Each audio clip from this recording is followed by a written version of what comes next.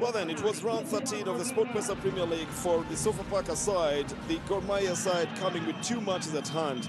Action-packed very first half with Nicholas Kirui trying to get a goal earlier on from a cross that came in from the right side. But the towering George Maelo in defense would easily deal with Kirui's moves up at the front and kept the scoreline at bay at 0-0 for the better part of the time. But this shot should have been the one that would have been counted. Coming from Umaru Kasumba, it seemed to have beaten the goalkeeper, but then it went off and didn't get into the net.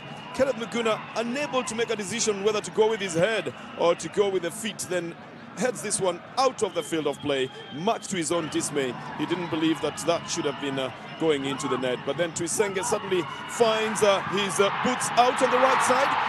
A run that was initiated by Samuel Onyango himself from the other half. On the third touch, he controls the ball and shoots it right into the net to change the scoreline in the 24th minute to favor Mahia in what would have been an away outing.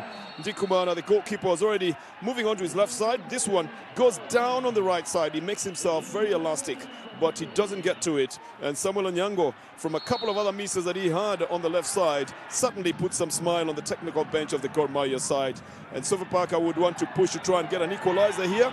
The goalkeeper, Frederick Odhiambo, would be the man who gets the kudos for putting his body in line right in front of Elias Sieche and denying him a chance to try and turn the ball into the net.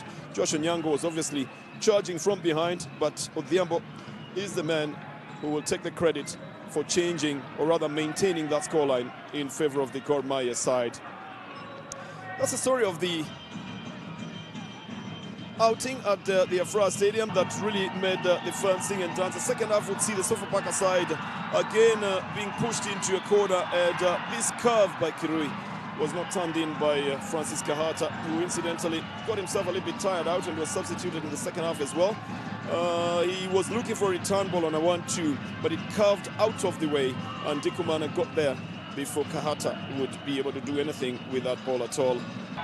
But Sofapaka tried to push, and Samuel Onyango again still got the chances to try and change the scoreline. Here Kirui had all the goal line to himself. He just needed to send the ball away from the goalkeeper on the other side, but he didn't make the decision quickly enough. Again, in the very last minute of the match, with Dennis Oliech having been injected into the game, the ball falls squarely on his left foot, and in a trademark Oliech move, he goes on the left foot, tries to put it in the net, but it veers off target way above what he had wanted, not catching it with the top of his boot. He catches it with the side and the inside and doesn't change the scoreline. Yep, it was difficult to believe that he didn't make it in, but that's the way it went. It was different from what Kirui had attempted much earlier on, but Oliech also did not find the net in this game. So it changes the log a bit. Dennis Oliech manages to get a little bit of playtime in this one, but it just pushes Mahia up onto the third on the log, and they await another game with Western Stima to level their playing time and games and to see whether or not they can take more points from this one.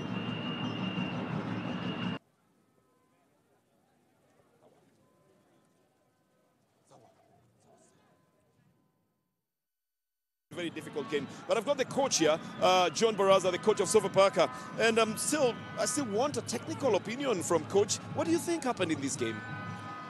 Well, I think the game was the boys, both sides fought very hard. It was a 50-50 kind of situation. Well, it was all about the chances. Mahia got the chance and they used it. But we had our chances, we had our moments, but unfortunately we didn't use them. That is the difference, the main difference. You put in 2 strikers, Piston Mutamba, you later then had to replace him. Was it because he was blunt? No, it is because of just change of strategy. We wanted them to try and tire the defense, the Mahia defense. And we thought he really tried his best. So we wanted somebody who can come in and take them on again. So that is all. That is why we subbed him. So it's one of the biggest now fixtures that you have lost. What's the next strategy now? Are you still going to put Mutamba on the bench, or are you going to sharpen him as a twin striker with Avire? Well, Mutamba is still our player, and to me he has tried because he has missed kind of like three games. So this is a game that he has played after a long time, a long period. So I think he's coming up well, and maybe next time, who knows, if he continues working the training the way he has worked the past week, I will use him. Thank you very much, Coach, and good luck to you. Thank you, Colonel. Coach John Baraza talking about his team. He's happy with what he has done in this game. He says he lost it because of the chances. They couldn't utilize all of them. And usually when one side doesn't utilize the chances, the other side will say they took the chances. I've got the winning coach, Hassan Oktay. Congratulations, coach. Difficult game, would you say, from all the other games that you have played? Yes, it is. We was expecting this because last game they won against Madari United. It was top of the league and they 4-1. It wasn't luck to me. We knew it was going to be a difficult game, strong side.